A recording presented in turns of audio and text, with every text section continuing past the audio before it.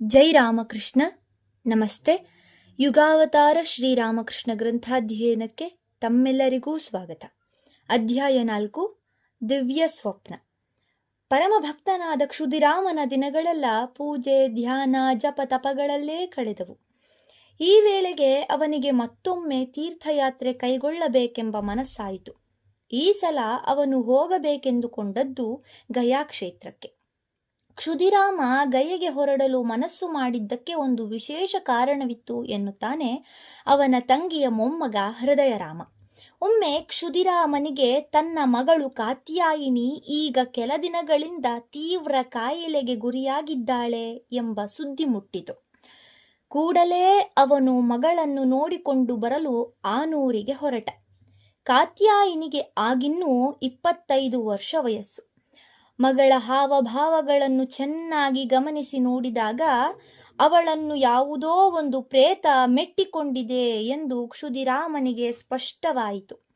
ಆಗ ಅವನು ತನ್ನ ಇಷ್ಟ ದೇವತೆಯಲ್ಲೇ ಮನವನ್ನು ಏಕಾಗ್ರಗೊಳಿಸಿಕೊಂಡು ಆ ಪ್ರೇತಕ್ಕೆ ಹೇಳಿದ, ನೋಡು, ನೀನು ಪ್ರೇತವೇ ಆಗಿರು ಅಥವಾ ದೇವತೆಯೇ ಆಗಿರು, ನನ್ನ ಮಗಳಿಗೇಕೆ ಈ ರೀತಿ ತೊಂದರೆ ಕೊಡುತ್ತಿರುವೆ? ಈ ಕೂಡಲೇ ಅವಳನ್ನು ಬಿಟ್ಟು ನಿನ್ನ ಪಾಡಿಗೆ ನೀನು ಹೊರಟು ಹೋಗು. ಕ್ಷುದಿರಾಮನಂತಹ ಸಾತ್ವಿಕನ ಮುಂದೆ ಪ್ರೇತ ತಲ್ಲಣಿಸಿತು. ಮೆದುದನಿಯಲ್ಲಿ ಅವನನ್ನು ಅಂಗಲಾಚಿ ಬೇಡಿಕೊಂಡಿತು.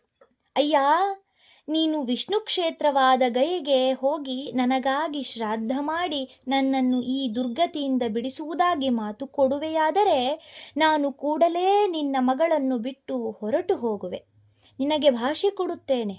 ನಾನು ಹೇಳಿದ ಕೆಲಸವನ್ನು ಮಾಡಲು ನೀನು ಮನೆಯನ್ನು ಬಿಟ್ಟು ಹೊರಟ ಮರುಕ್ಷಣದಲ್ಲೇ ನಿನ್ನ ಮಗಳು ಎಲ್ಲ ತೊಂದರೆಗಳಿಂದಲೂ ಪಾರಾಗುವುದು ಖಂಡಿತ.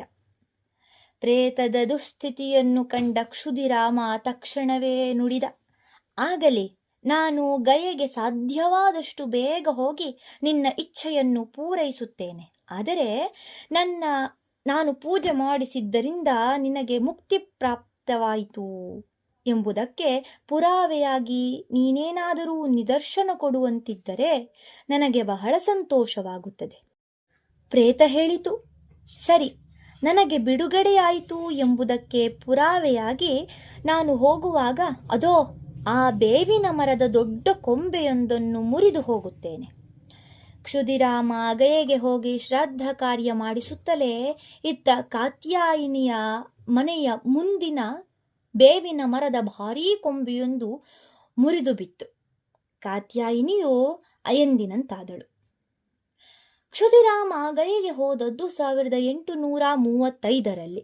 ಆಗ ಅವನಿಗೆ 60 ತುಂಬಿತ್ತು. ಚೈತ್ರ ಮಾಸದಲ್ಲಿ ಹೊರಟ ಕ್ಷುದಿರಾಮ ವಾರಾಣಸಿಗೆ ಕಾಲ್ನಡಿಗೆಯಲ್ಲೇ ಪಯಣಿಸಿ ವಿಶ್ವನಾಥನನ್ನು ಅರ್ಚಿಸಿದ. ಬಳಿಕ ಅಲ್ಲಿಂದ ಹೊರಟು ಗಯೆಗೆ ತಲುಪಿದ. ಚೈತ್ರ ಮಾಸದಲ್ಲಿ ಗಯಾ ಕ್ಷೇತ್ರದಲ್ಲಿ ಪಿಂಡ ಪ್ರದಾನ ಮಾಡಿದರೆ ಪಿತೃಗಳಿಗೆ ಅತೀವ ಸಂತೃಪ್ತಿಯಾಗುತ್ತದೆ ಎಂದು ಅವನಿಗೆ ತಿಳಿದಿತ್ತು. ಆದ್ದರಿಂದಲೇ ಅವನು ಆ ಸಮಯವನ್ನು ಆರಿಸಿಕೊಂಡದ್ದು.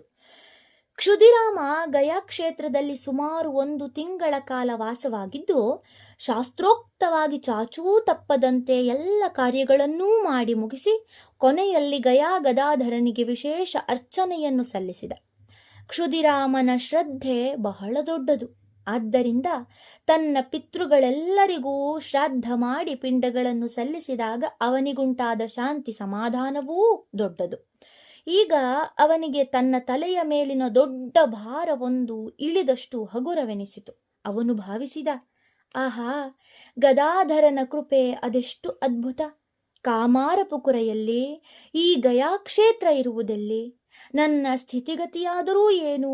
ಅಂತಹ ನಾನು ಇಷ್ಟು ದೂರದ ಈ ಕ್ಷೇತ್ರಕ್ಕೆ ಬರುವುದೆಂದರೇನು? ಹೀಗೆ ಆಲೋಚಿಸುತ್ತಾ ಕುಳಿತಿದ್ದ ಆತನ ಹೃದಯವನ್ನು ಭಕ್ತಿ ನಮ್ರತೆಗಳು ಆವರಿಸಿದವು. ಇಂತಹ ಭಕ್ತಿ ಸುಧೆಯನ್ನು ಅವನು ಹಿಂದೆಂದೂ ಅನುಭವಿಸಿರಲಿಲ್ಲ.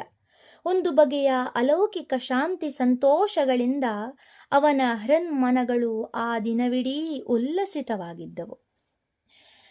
ರಾತ್ರಿ ಕ್ಷುದಿರಾಮ ಮಲಗಿದ್ದಾನೆ. ಇನ್ನೇನು ಜೊಂಪು ಹತ್ತಿತೆನ್ನುವಾಗ ಅವನಿಗೊಂದು ಸ್ವಪ್ನವಾಯಿತು. ಆ ಸ್ವಪ್ನವೇನೆಂಬುದನ್ನು ಮುಂದಿನ ಸಂಚಿಕೆಯಲ್ಲಿ ನೋಡೋಣ. ಧನ್ಯವಾದಗಳು. ಜೈ ಶ್ರೀಮಾನ್.